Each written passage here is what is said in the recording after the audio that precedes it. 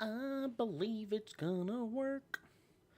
I believe it's gonna work 'cause it's gotta work. I believe it's gonna work 'cause it has to work. I believe it's gonna work 'cause it's gotta work. I believe it's gonna work 'cause it's gotta work. Hopefully it works 'cause it gotta work. Hopefully it works 'cause it gotta work. I want to know if this is actually streaming, because that would be really awkward if it wasn't. 'Cause I'm a good streamer, everybody. I'm a great streamer. I decided to wear a beanie today because it's a beanie. I usually have everything set up. Oh, cool. It is working. Epic. Epic. It's epic time, everybody. Epic. I'm like so bad at this. I never know what the hell I'm doing. I never know what I'm gonna do. Never know what I'm gonna do.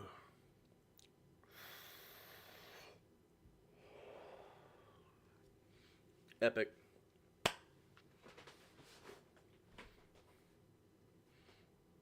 Guys, with basically, I would say the death of Magic, I don't know. I'm just getting real sick and tired of Magic nowadays, and I want to pivot over to some more content. So if you like this kind, like and subscribe. I don't really care. But Sorcery, Contested Realm, it's a really fun game. I would highly recommend it. If you don't know what the game is, I'd highly recommend you go and watch somebody else explain the game, or just learn how to play the game at least beforehand. Or if you don't want to stay, by all means, please do. I'd really appreciate it.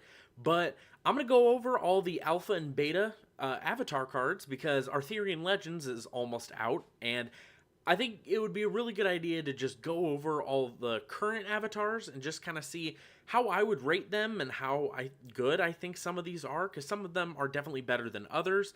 And while my opinion might not be the tried and true, like, man, this thing's going to be, top one sort of avatar, whatever, I'm not going to be the best at rating them, but I think I would have really good input coming in from playing like 10 plus years of Magic. So, by all means, if you like the content, you want to see more of it, like and subscribe. I don't care. Just if you want to see more of it, by all means, I wouldn't mind. I've been having a lot of fun playing this, and let's just start off. Starting off with the Avatar of Air, being able to tap to player, draw a site, and once a turn, if you occupy an air site, you may fly a unit atop it to a nearby site. It being able to move itself or another minion or another unit that's on it at the same time, while it is really good, I think that it's one of those cases where if you need a lot of the movement and want to be able to move your stuff a lot earlier than you should be able to, it can be very good. I would probably rate this as a kind of a B tier, because in the overall case of the game, I think that as we start to shift more and more into having multi-element decks, I think these are going to be a little bit. It's going to be a little less. Obviously, you're going to build your deck a little more around this, but I think that in the current state, just being able to move it once on your turn isn't going to be as impactful, and I don't think will impact games as much. It can be fairly good, but it's one of those, like, just little sprinkles on top of the ice cream, if you will. Moving on to Avatar of Earth, being able to tap player, draw site. Basically, every single avatar has this ability, but you have +1 power for each nearby Earth site. It's okay. That's the only thing. It is a very defensive card, just because you can't guarantee that your opponents are going to be playing any sort of Earth sites. So I think it's fine, and it's one of those, if you're playing Earth and you don't have any other avatar, which I don't know why you wouldn't, but if you don't have any other ideas or just don't know what you're going to do, I think this is fine. I think it's not a downside in any sense, so that's why I'm probably just going to chuck it in like a C tier kind of deal, where it wouldn't be bad to have this, but it's not really going to benefit you. D and below is more of the, like, it's going to just be either harmful for you, or there are just so many better options. I mean, yes, there are better options for this, but in general, it's a solid defensive card. It will block against a lot of your opponent's things, especially if you can get even like one more like one more up in the realm, like one northward or something. If you're able to just move at least once and are just able to put out a bunch of land sites fairly early, I think it's going to be really good. But in general, it's very defensive, and it just, since they're all nearby, you have to be in a fairly decent clump for this to be like really good. But even just having, 4 or so power can still be good. But I don't see this being a very aggressive card. I think this is going to be a lot more of a, if we see some like earth, water, like defensive more playstyle, more of a control-y sort of play, then I could see this being kind of good. But other than that, I don't see it being played as much. Moving on to Avatar of Fire, being able to tap this turn fire sites in your hand are also fireballs. Fireball isn't the best card currently, and it's having to have all those sights in your hand when you could just be spending those turns to draw into other sort of cards. Like I'd rather be drawing spells that do better things instead of just, all of a sudden the land sites in my hand are fireballs, because they still do cost mana in order for them to play. So spending that like 4 mana every single turn just to get a fireball, while it can be decent, I think this is honestly just one of the worst ones, because it leans more towards a playstyle that shouldn't be like. Obviously, if you can draw like a bunch of sites in your hand and you build more towards that, it can be good. But I'm gonna chuck this more into a kind of a D tier, just because you don't want to only be really drawing sites. That's mainly my problem. You don't want to be drawing all of these sites. You want to be drawing more spells to get you more in a advantageous state in order for you to get to the point where you get your opponent to death's door, and then maybe you can chuck a fireball at them. But in general, it's a lot easier to play around your opponent having Avatar of Fire, and you don't want to be spending all that mana to discard like all these sites in order to do this. I just don't think it's very good. I don't think you'd ever want this type of effect. And eventually, if Arthurian Legends come out and this card suddenly busted, I mean, hey, maybe I'm wrong. I don't know. Avatar of Water, being able to flood a site adjacent to your body of water until you do so again. You may teleport there. This one's fun. All right, I would say this is a pretty decent ability, especially because Flood gives you water threshold if it's your site. So if you were able to have, if you're able to mix and match a bunch of different elements in order for you to build a better deck, let's say water, like the water earth that I was talking about earlier, instead being able to play out some of those earth sites and then being able to teleport over there, or having some of the non-threshold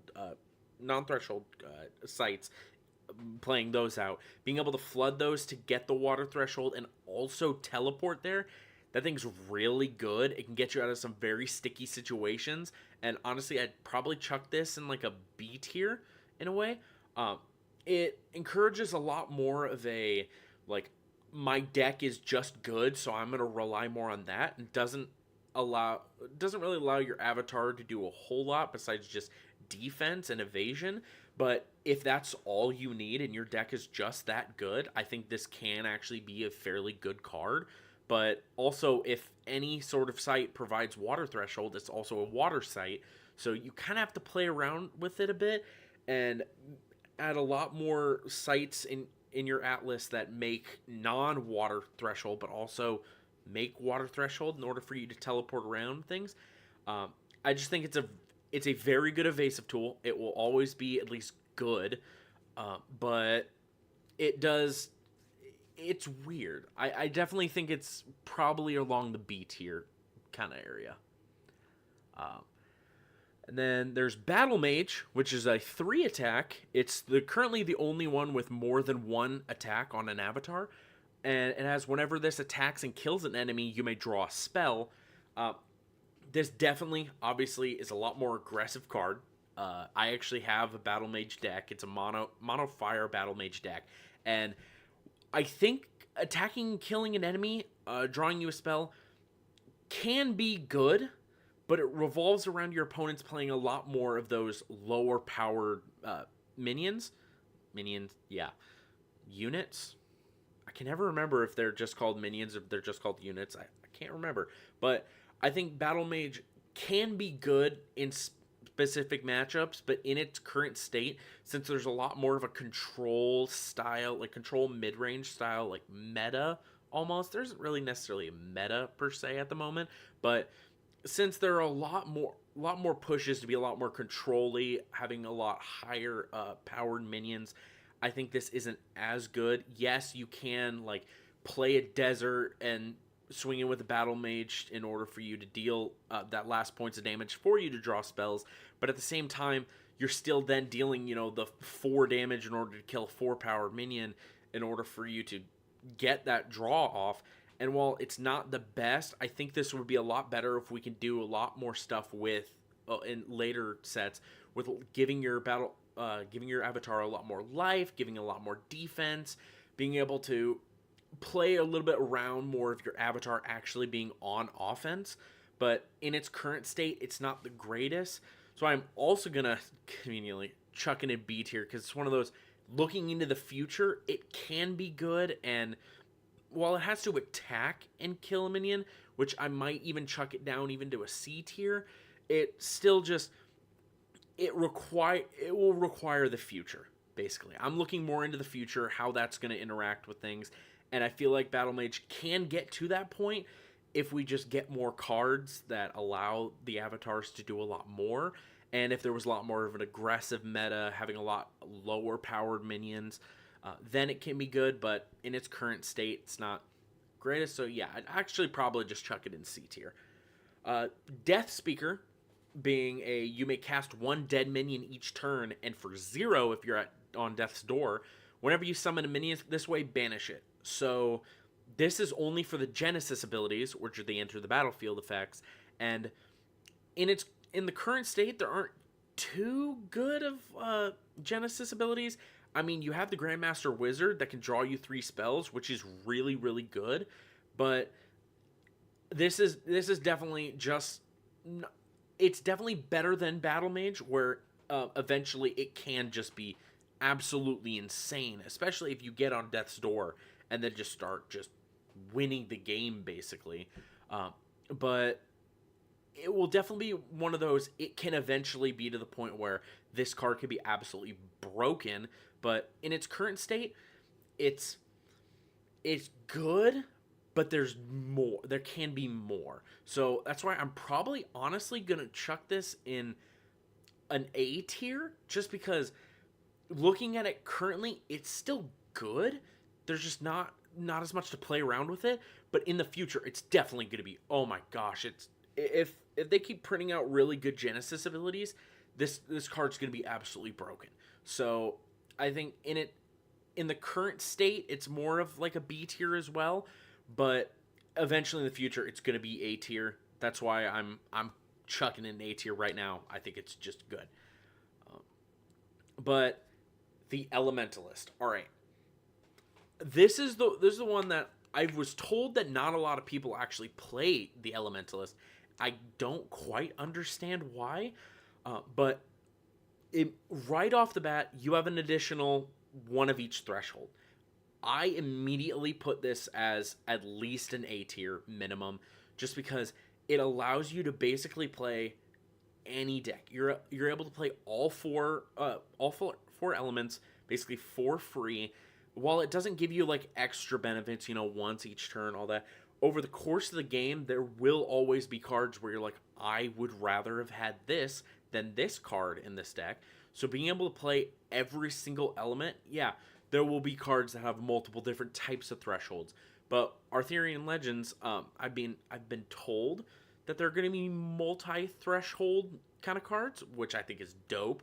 But I think this will only make it better, because now being able to play all of those cards and not being restricted by some of the cards that you have in the deck, I think will just be better just in general. And I think this card is just great. I mean, I have an Elementalist deck. It works wonders. I mean, you can play, in the same turn, you're able to play your in the same game, you're able to play your Raised Deads with your Great Old Ones, your Poison Novas to just suddenly just basically board wipe. Being able to play just all of these cards in this deck, and being able to just, you can play literally whatever style you want, just add the best cards from each element. I just think that's a really, really good ability and will only get better as time goes on. Now moving on to Enchantress, whenever you cast a spell, you may animate target aura until your next turn. It's an aura minion with power equal to its cost. At the current moment, so this card is one of those, like, there aren't really enough auras for you to build into a, like, aura tribal kind of deck where you're mostly playing nothing but auras. But because of that point, it's not that great. And yeah, you can build around it, but a lot of the auras you want to play, your your blizzards, your the tangle card, or the earth spell, the 4-mana earth spell that basically disables all things in a 2x2 area for 3 turns. Like, at the end of the day, it's what, there's your 1 costs, which then become 1/1s, which aren't that great. I mean, your 1 powers, the 4 drop that's now all of a sudden a 4 attack.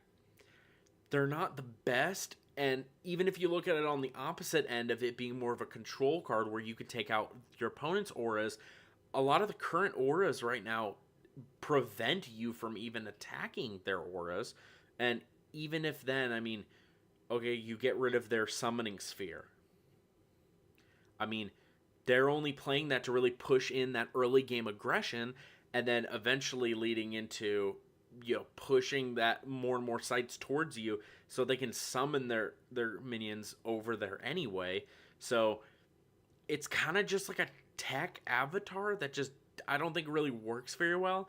And I think I'd probably chuck this in D tier right for now. Once future cards come out, maybe, but I still don't think this is going to be very good. I don't think it's worth playing right now or even in the future. I can maybe see in the future if they try to lean more into this, but then at that point, they're taking away from other sort of avatars and how they build their decks, or just cards in general. So I think this just doesn't really work right now in its current standings, and you won't want this in the future. You'd want some of the other cards, just because there aren't as many auras that you'd want to take, and it's just not worth it. How you guys doing, by the way? I see people in chat. I don't know how many people are actually here, but I'm just going to be talking about Sorcery today. And I just want to chill. I just want to hang out. I'll eventually make this into a video, but I don't want to do that right now. Flamecaller's weird. No, I'd say Geomancer's the weirder one, just because it kind of works right now, but it kind of doesn't. I'm like, it will get better in the future when more cards that allow you to create rubble come out, but other than that,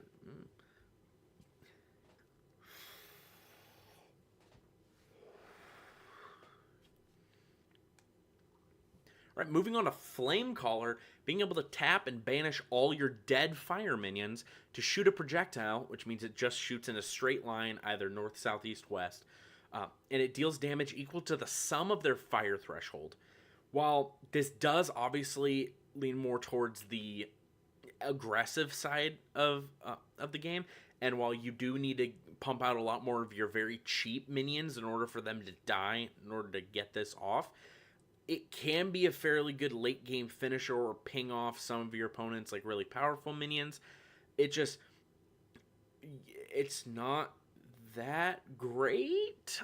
It makes you lean a lot more towards that just mono fire style deck, and I don't I don't think mono fire at its current standings has the ability to really lean into this like really hard. Because mono fire just wants you to put a lot of pressure very early until you get to a lot more of your late game cards, and this doesn't there aren't as many like very cheap minions for you to just keep casting, for them to just keep dying in order for you to get this effect like fairly often, or in a good time, like a good timely manner. So I think this card is fine and can actually be fairly good once later sets come out, but I think at its current standpoint, I would honestly kind of call this like a maybe like a like a upper C tier kind of deal. Like it's maybe lower B in a way, because it will definitely get better as cheaper and cheaper cards come out for you to get this off and for you to deal something massive damage out of nowhere. But its current standing, it doesn't quite do that as much. It's even better once you get off those like really high threshold minions. But it I don't think it's that great at its current standings, but like most of these, it will definitely get better over time. So it's a fine avatar, and you can grab it if you're doing a lot more mono fire, but I don't think it's that great in its current standing. Geomancer is so its tap ability of player draw site also accompanies if you played an earth site, fill a void adjacent to you with rubble. So adjacent being north, south, east, west of the avatar, but you can also tap to replace an adjacent rubble with the topmost side of your atlas. This can be very good. It can allow you to ramp quite a bit more. It will be a lot better if they start adding a lot more cards that use the rubble mechanic a little bit more. But even in its current standings, it's still good. It's still fine. It's not something that you just... It's not something you'd immediately just be like, I want that. I want it right now. Good. Being able to just play out a lot more of your earth sites and then have the rubble to then create more without having to just sit there and draw a site. All right, for the beginning of the turn. All right, now tap Geomancer, play the site. I think being able to have that extra option for just filling in the rubble is pretty good, which is why I'd probably say it's like upper B tier, maybe lower A tier kind of deal. Like, it's still good and will still ramp you even when you don't have those ramp options, but it's still, if they play more into the rubble mechanic, then it will be a lot better. But at its current standings, it's honestly fine. It's something that you can run, and if you really, really wanted to, you definitely could, and it can be very good in the actual game, but there just needs to be that little more to push it into already, like, great. Like, it needs just that little push more. On to Pathfinder, your Atlas can't contain duplicates, which, at its current standing, might be fairly difficult. Draw no sites during setup, so you're starting with 3 cards, so just your 3 spellbook cards, and you may tap and reveal and play the topmost site of your atlas to an adjacent void or rubble and move there. I personally don't think this card is very good at all, mainly because at some point you will move your Pathfinder. You'll have to move your Pathfinder into a not very advantageous point in order for you to get more. Ow, that actually hurt. But you'll have to eventually put your Pathfinder in a not very advantageous point in order for you to get those lands, and not allowing you to draw sites instead and choose where you place them, and they have to be adjacent to the Pathfinder, I just do not think is very good. And I don't want to put this in F tier, but I honestly kind of do, just because not giving you that option and ability to play, like, sometimes, like in most decks, you want to play specific sites in a specific turns. So like, if you suddenly rip a tower off the top and you're like, wait, I don't need this 2 mana. If it's turn 1 and you have like a 1 drop, a 3 drop, and a 4 drop, you've wasted a mana. Like, sometimes you don't want that. If you want to build more around this and make it more of a all colored threshold kind of deal, it still just isn't as good, because sometimes you'll inevitably rip off the top a site that just doesn't give you the threshold you want right now, and you'd rather have other things. Because this also just, you cannot play sites with this. Like, it does not have an ability that says you can play a site, meaning you just can't play site. So there's no point drawing the sites from your deck. You will always have to play it from the top, and I just don't think that's very good. Because, yeah, like I said, there's some instances where you don't want certain thresholds, because you want to be focusing more on a different one because of the cards in your hand, and this is just not very reliable. It doesn't help you. And so, yeah, I'd either put it in like the lower D, if not F tier. Moving on to Seer, though, I'm going to say it, Seer's S tier. All right? Being able to, at the start of your turn, look at the top, at your next site or spell, you may put it on the bottom of its deck. That is always good. Being able to manipulate the top of your deck, especially once we move up to the, because at current point, it's a 40-20 deck sizes. Once we get up to the 50-30 with Arthurian Legends, and then eventually the 60-40 in the future, being able to just every turn see the top of your deck and be able to choose, like, oh, I need this right now, or, because sometimes you'll look at the top and be like, it's just good enough to where I don't mind not playing as much now for me to just draw into that. But later turns, whenever you're like, I need that card, or if you're looking at your next Atlas and going, ooh, I really need this certain threshold and this just isn't giving it to me, then this will just help you. It will always be good. I think it's probably one of the best sorcerers, if not the best, and it will only get better from here on out because the higher deck sizes, being able to just cycle through a lot more of your deck in order for you to get to those very key cards. So yeah, I'd put it at S tier. Sorcerer is very simple. Very, very simple. Everybody, I think most Magic players would come into this immediately go, Sorcerer, broken. And that's what I initially thought. However, I would call this, I would say this is good, and I would put this at the upper echelon of A tier, because it just says you can tap to either play or draw a site, or tap to draw a spell.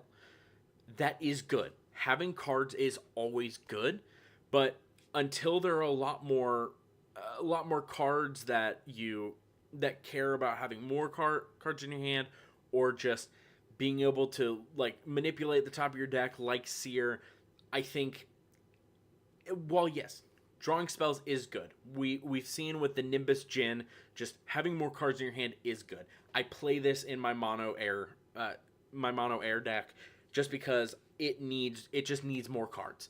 That's literally the whole thing. It needs more cards at all times.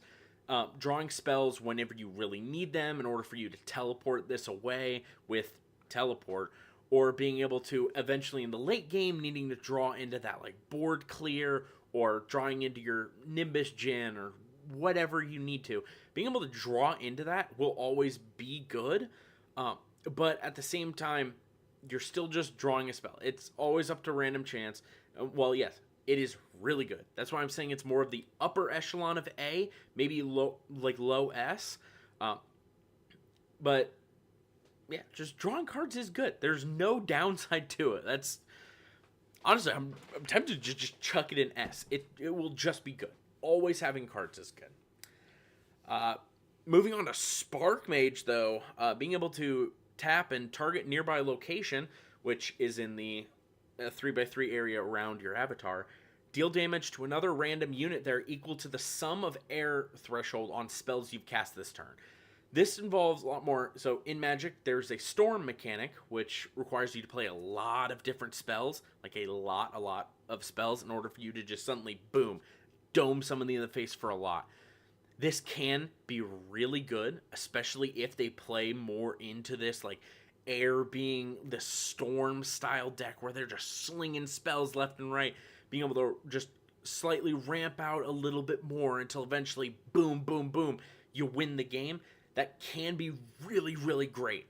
And I would honestly say that this is at its worst, a B tier, at its best, an upper A tier.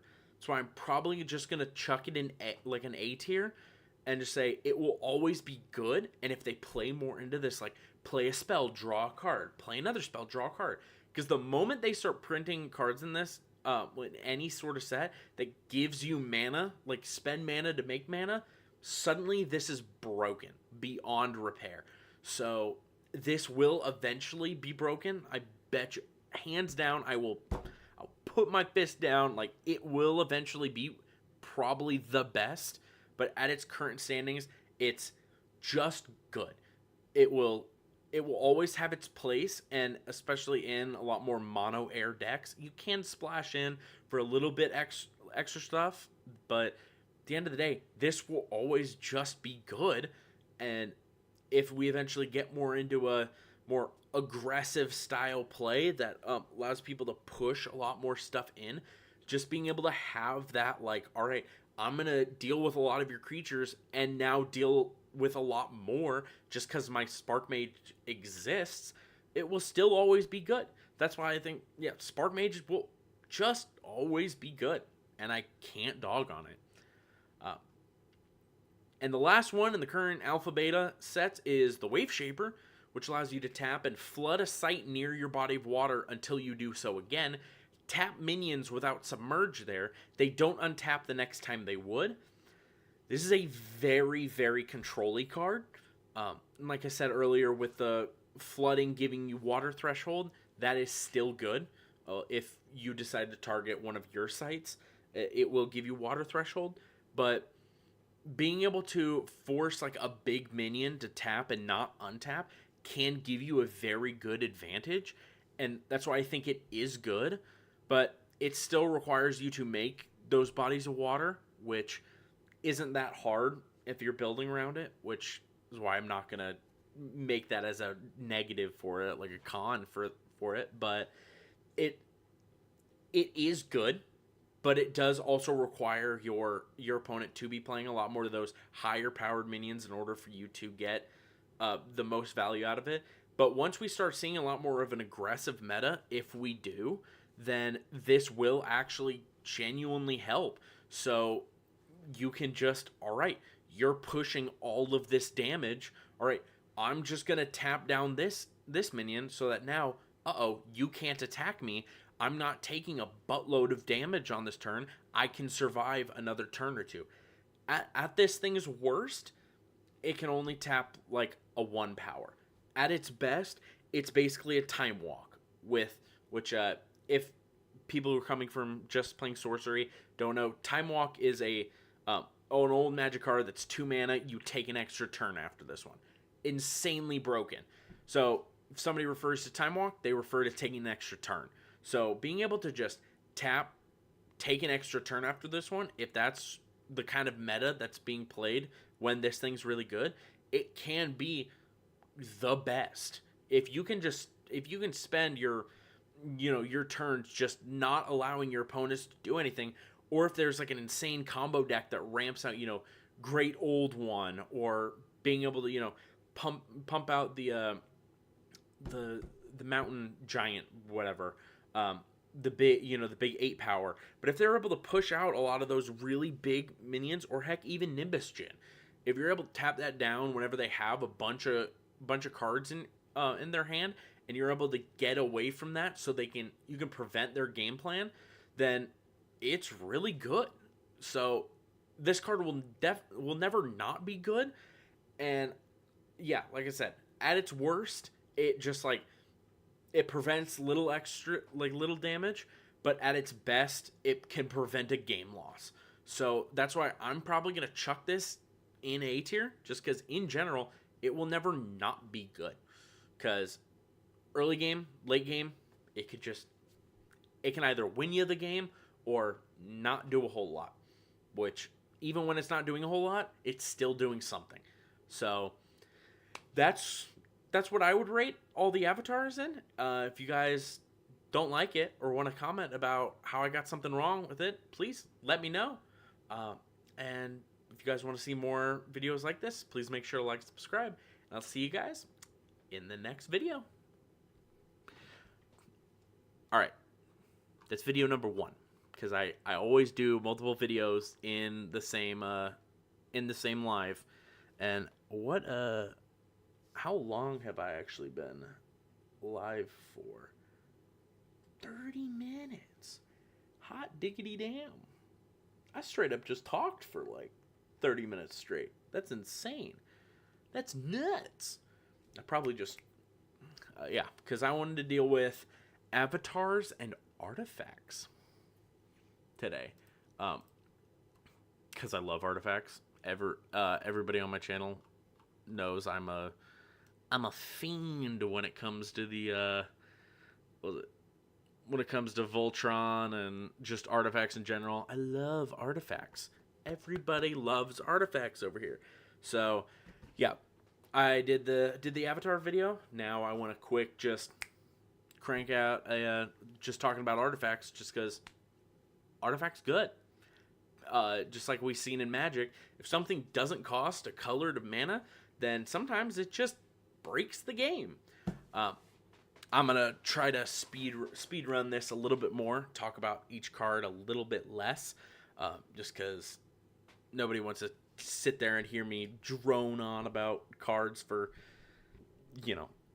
however long I did with the last one. But yeah, how you guys doing today? By the way, I see you guys just peering in, checking out. By the way, my setup is currently cooked as all hell. I kind of got rid of most of my setup and then brought it back. So I have like the actual stream stuff on the right side of the monitor with my webcam. And then on the left side is more of the actual what you guys are seeing. And then I have chat stuff loaded up on my phone. So I can see you guys. Yep. Oh, it's magic. Oh, I'm a failure as a streamer. So how you guys doing? We having fun here? I think we're having fun here.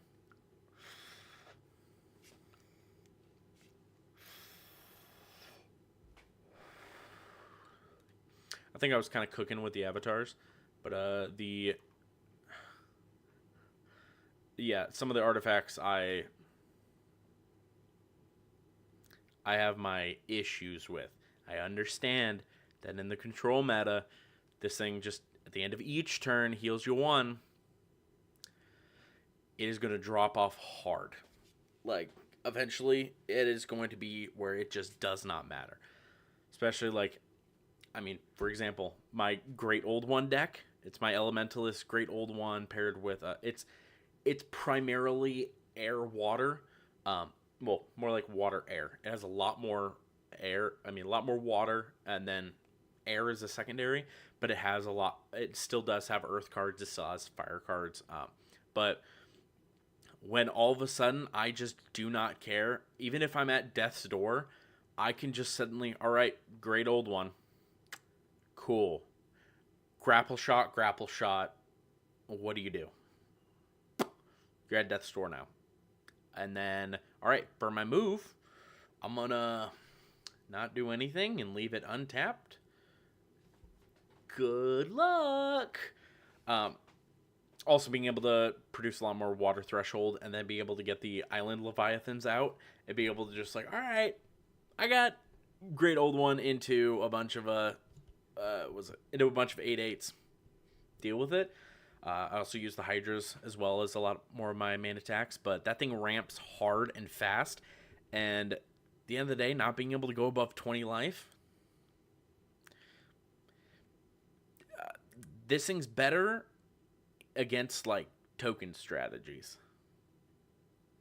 but even then, it's like, eh. I mean, if I'm playing against the Grey Wolves,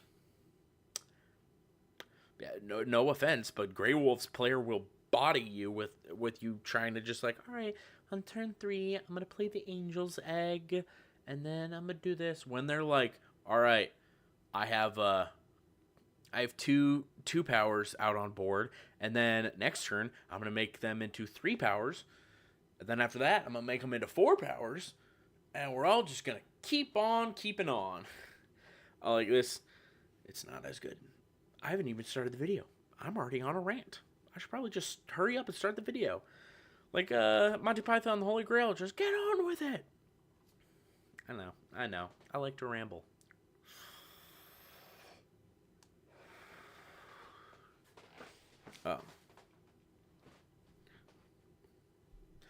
With me officially basically just being done with Magic from not here on out. I'll eventually get back to it. But with me getting more into sorcery stuff, I wanted to talk about all the sorcery cards. And what better than to do artifacts, relics, artifacts, whatever they call it. I think they're just called artifacts in this game, just like in Magic. But I love artifacts in Magic. I love them in sorcery. I love artifacts. They're just anything that doesn't cost a colored mana or threshold or anything. I love it. But before we get into it, if you want to like and subscribe, comment down below. If you like sorcery content, please, by all means. I'm going to be planning on doing more of these. But let's just get in and talk about the relics. Starting with all-terrain investments. It's Bearer has Burrowing, Submerge, and Voidwalk if it's a minion. Honestly, for three mana, being able to give this effect to him at its current standing, not the great. Just 3 mana for some evasion, and well, sometimes it's not even great evasion, because in order for you to burrow and submerge, you have to take your move action in order to go there. It's not the best. Honestly, I don't see a time whenever this will be good. So I think it's not great, but it can be eventually. So it's kind of just middling in it. Amethyst core, basically any of the cores in general, I think are broken. They're awesome. They're auto includes if you have any of these type of decks, but they are 1 mana, provides a threshold and 1 to its controller. Give this to your avatar, suddenly, boom, you've ramped. 1 mana, immediately ramp, great. It will just always be good. Being able to turn 1, get this out, awesome. I understand they're unique, but I still think they're auto includes and are game changers for you to get to your later cards. So I'm just gonna skip over all the cores basically from now on. They're all broken. I don't care. We can move on. Angel's Egg, I have some problems with. I understand that in the current state of the game, we're having a lot more control meta, and at the end of each turn, the controller of Angel's Egg's sight heals 1 life. I understand that we don't have as much removal for artifacts in its current standing, but it will eventually die off hard, because once we get better minions, once we get to a more aggressive meta, which will be inevitable, there will be stuff that pops up. Being able to basically every turn cycle gain 2 life. I mean, it's not great. It can be a time walk sometimes, but it will just be a fine card.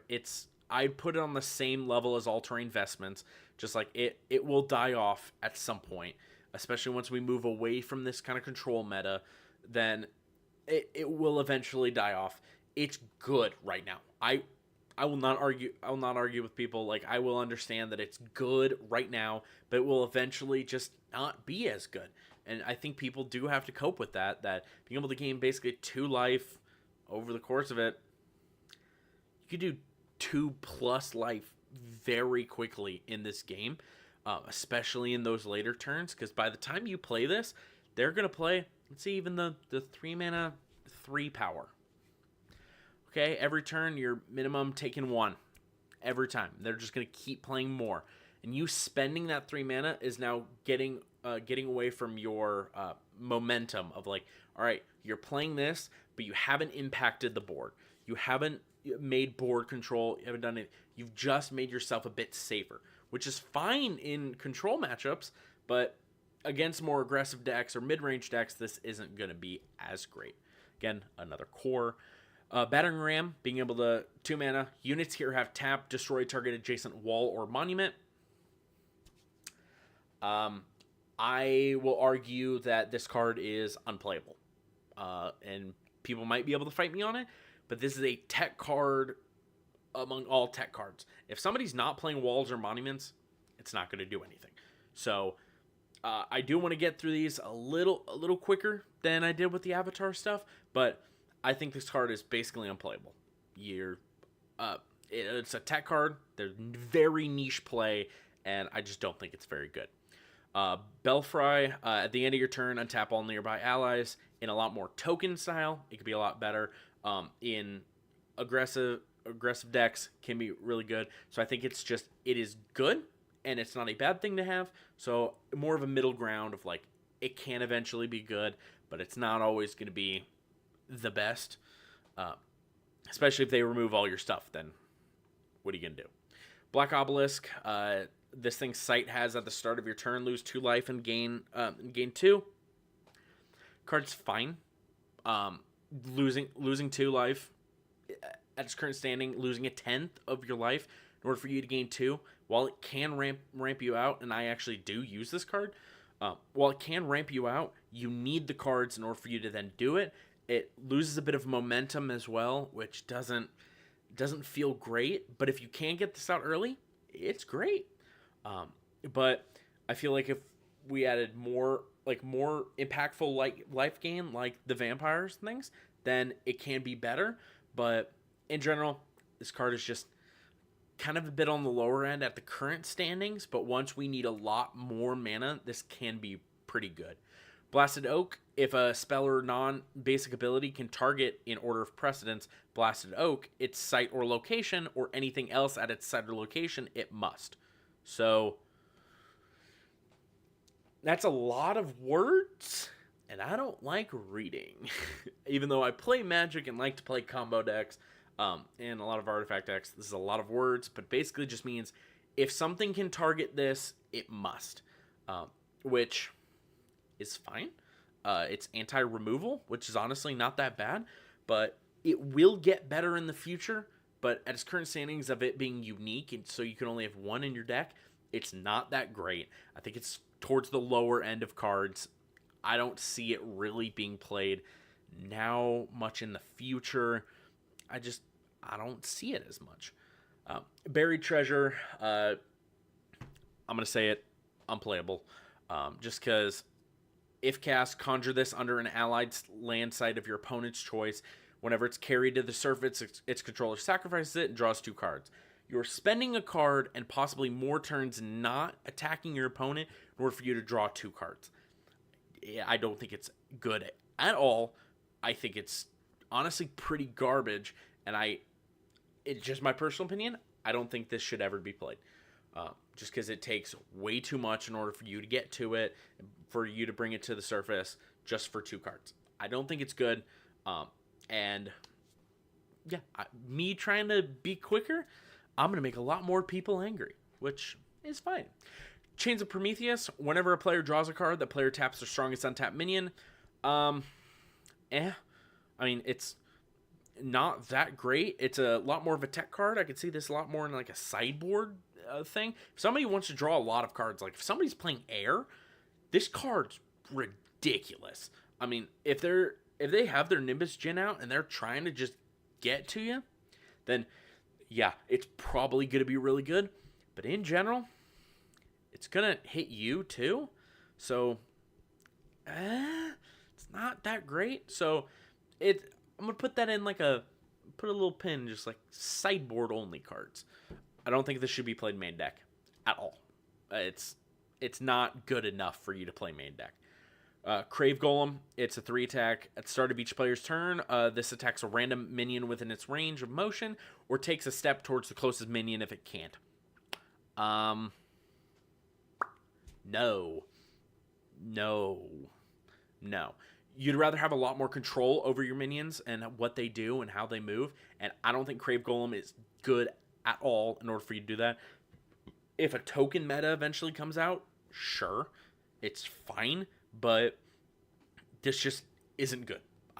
No.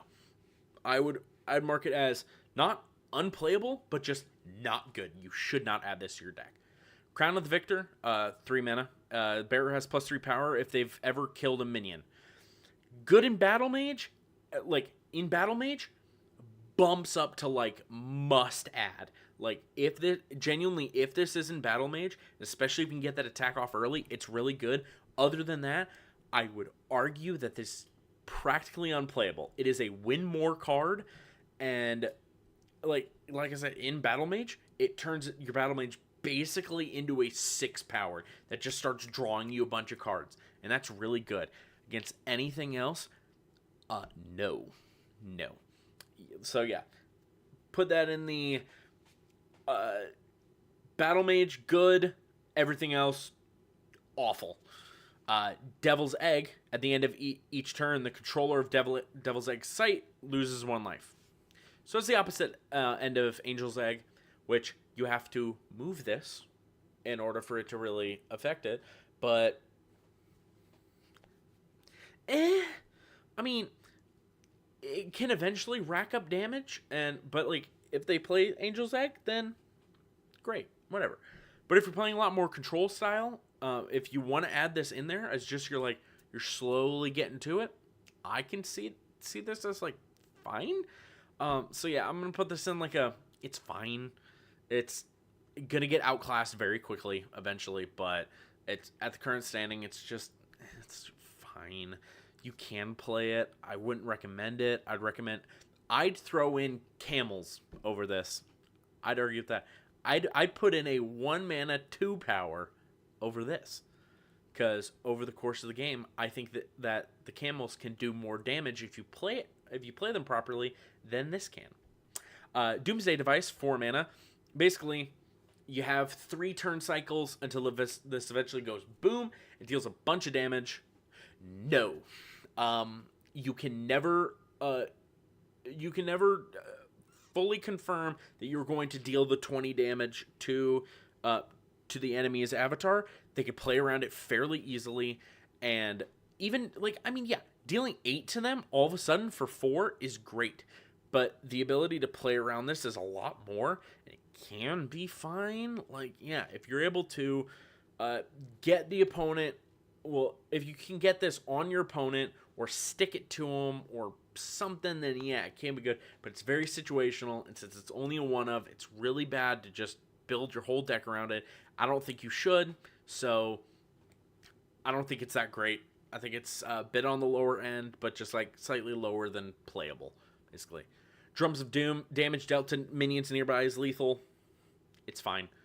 Honestly, just lethal is always good, but at 5 mana, not the best. So I consider this, yeah. I'd rather play Poison Nova than this, which 5 mana, just everything nearby lethally just takes the damage. I'd rather have something like that, but it seems like a win more while losing card. It's odd. I'd put this on the same level as like Doomsday Device. Eric's Curiosa. Yeah. Rip this into pieces, draw a card from your collection.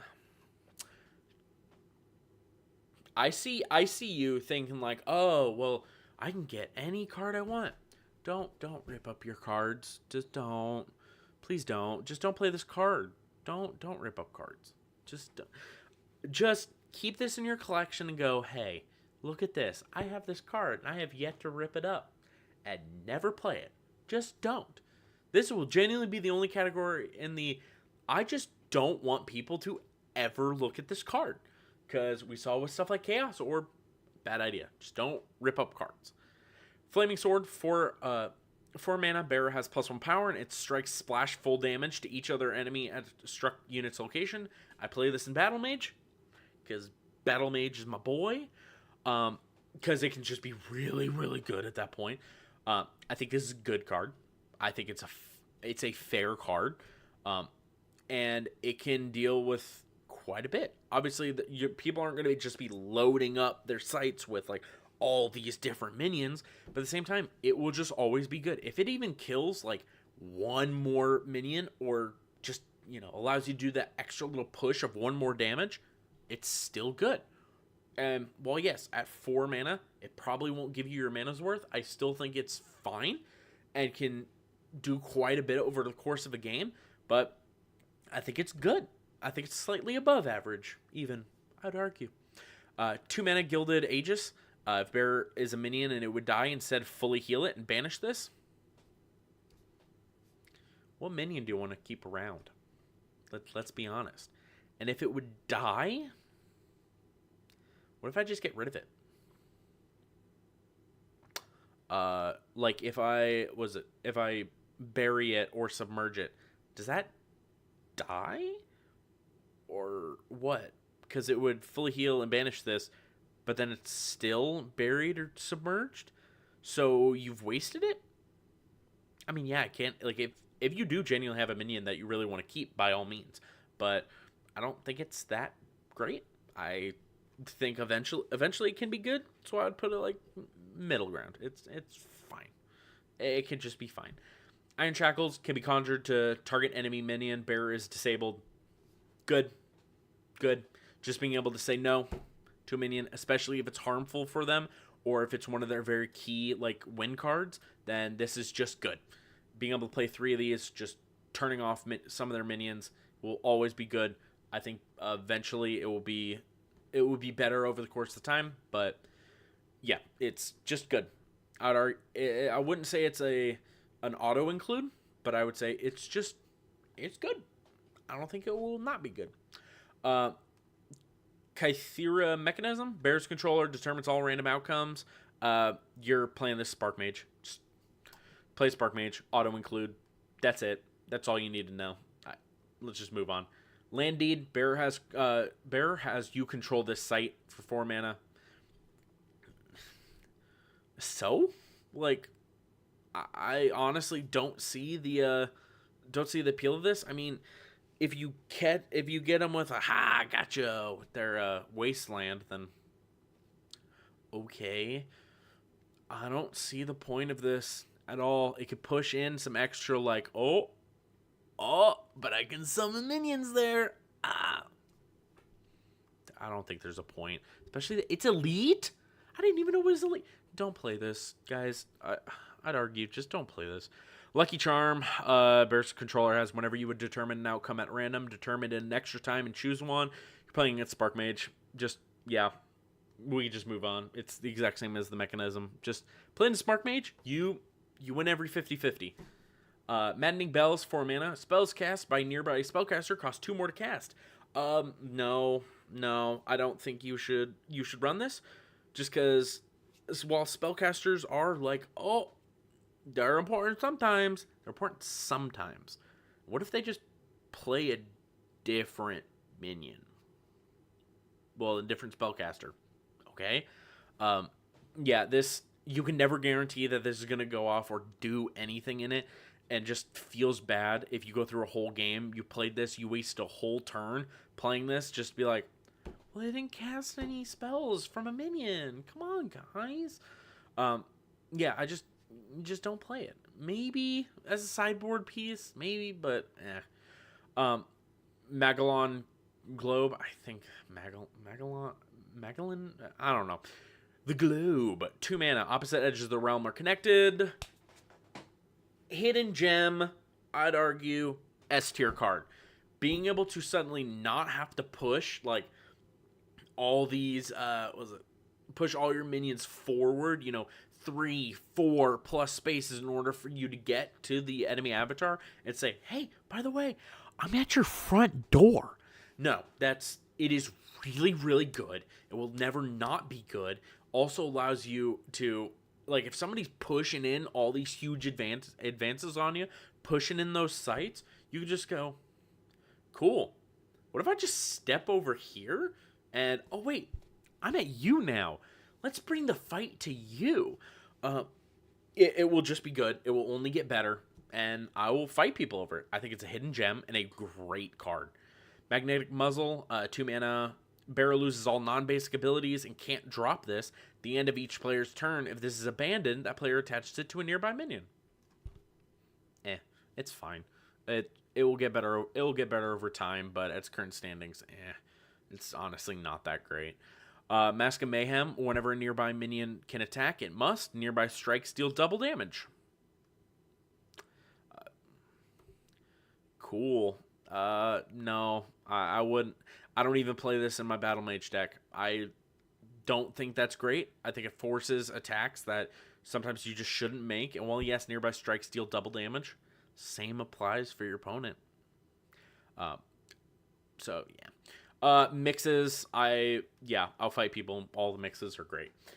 Being able to 1 mana, sacrifice this turn, bears next blank spell, requires no threshold and costs 3 less to cast. Great. Awesome, especially once we get towards those like higher powered cards. I understand you have to spend 1 to make more kind of deal, but I think it is just good. It's great. And once we push more towards that, like, I don't want to say competitive scene, but once we push more towards the upper limits of what this game can get to, this card will be a lot better. I mean, let's look at Magic. Dark Ritual has basically always been good, basically always been playable. So it's good. It will always be good. Soul Ring, great. Core, great. Orb of Balberith, sure. It's 5 mana. The first time each turn a magic spell is cast nearby, it creates a copy. The spell's controller may choose new targets. That's 5 mana that you could have been spent doing something else. So I would argue, play something else. Play anything else that costs 5 mana or more. I don't know. And just draw into that. This is a win more card, which whenever I say win more card is you are already in a good position, so you are just pushing the little bit extra. We don't like win more cards here. This just doesn't really do what you want it to do. Eventually, it can. Yeah, I understand. But at its current standings, this card won't really do, like, anything. Payload, Trebuchet, tap bearer, and another ally here. Discard a card. Deal damage equal to the discarded card's mana cost to each unit at target location up to 3 steps away. No, I just don't. You have to make a deck worse to make this better. And that's not good at all. You have to discard cards. You have to tap 2 allies in order for you to do this. And it's only 3 steps away. So, no, I would argue this card sucks and you shouldn't play it. We're positive over here. 6 mana Pendulum of Peril. At the end of each player's turn, this kills all minions at its current location and another adjacent location of that player's choice. Cool. You can block your avatar. Well, block a lot of avatar advances and stuff with it. But it can also bite you in the butt. So I just don't think you should play it because it also gives your opponent an advantage. And if you are 2 steps ahead because of it, but your opponent's also 1 step ahead, no. Don't let your opponents play the game. Yeah, just don't. Philosopher's Stone, the first spell of each element cast by the bearer each turn costs 1 less.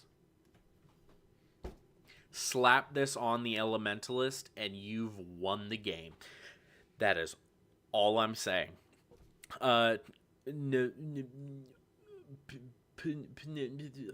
Manuscript. It's 2 mana. Bearer has tap, reveal a topmost spell, and draw it. Bearer takes damage equal to that card's cost. It's fine. I played it a bit and I tested with it. There just currently aren't. There just aren't a lot of cards that you'd be comfortable to tap in order for you to draw into this.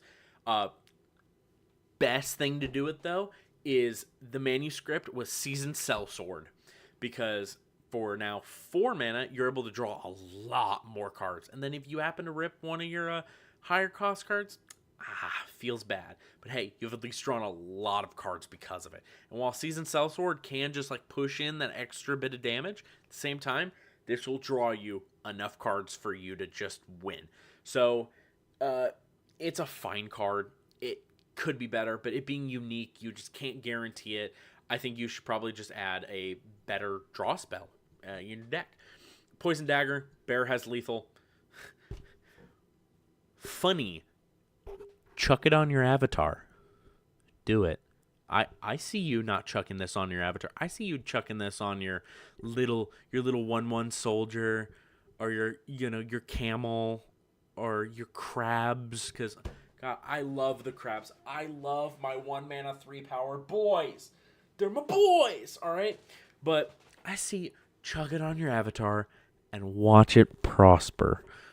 Like, it literally equivalates to anything attacks you, it dies. If we eventually get to a more control style meta with a lot more healing, this card is broken. Absolutely broken. So yeah, just do it. Chuck it on your avatar. See how many games you win with it. Purge Juggernaut, 6 mana, 4 power. At the start of your turn, this taps and moves to an adjacent location. Kill all minions there. I initially thought this card was good, and then I saw that it said start of your turn. Therefore, no. For 6 mana, you could be pushing towards winning the game. Also, it forces itself to tap and move. It cannot guarantee that it kills anything. This card is utter garbage, and I'm sorry, my buddy who's been playing with me.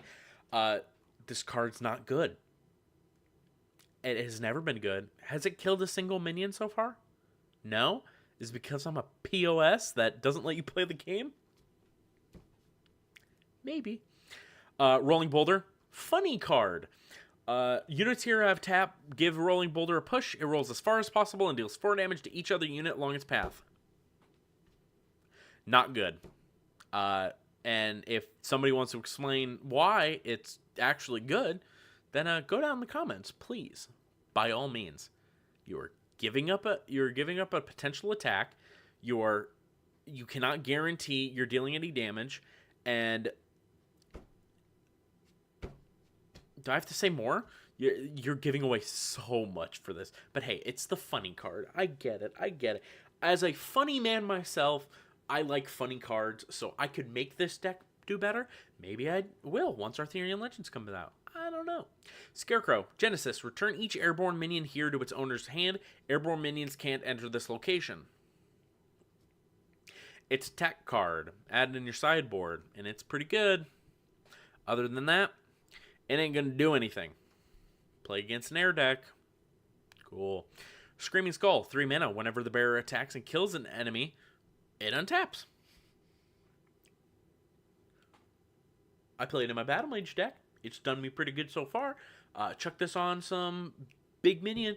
It is a lot more of a win more card, but if somebody's pushing a lot of stuff at you, and you're sitting there like, I'm gonna play an 8 power, and I'm gonna chuck a Screaming Skull on it, and you just board wipe. While it's not like the greatest, it's still fine. It's still an okay card, so I think it's just fine. 7 League Boots. Bearer has movement +7 for 3 mana. Cool. Just don't. It's whatever. There's no reason for you to add this unless you want to do some wacky, like, oh, I'm gonna play this, 10. Eventually, just be like, I want to play this 10 cost 20 power, and I'm gonna chuck 7 League Boots on it. Bring somebody down to death's door for nothing. Whoa! I have so many different ways to tell you that that's not good, and there can be some combo with this, but it's unique. It's not going to do anything. Siege Ballista, you can read it. I have argued with my buddy that this card is probably one of the worst cards ever. And I don't want to talk about it. This card sucks. It genuinely does. Spear of Destiny. Bearer has tap, throw Spear of Destiny, and at any minion anywhere, it teleports that minion's location and kills it.